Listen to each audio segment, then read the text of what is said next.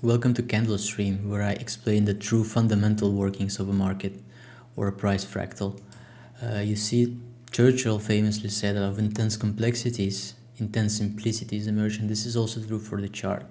Because what we are actually able to do now is define the exact areas lower time frame and define the areas that needs to break and confirm a break of structure on higher time frame.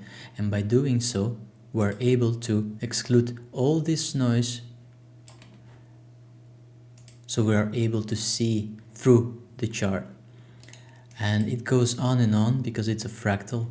Once this yellow higher time frame starts to get noisy and starts to get overwhelming, what we do is we find the structure, the higher structure that breaks. We find the new confirmation right here, and we exclude all this noise so we can trade the exact levels that needed on the highest available time frame.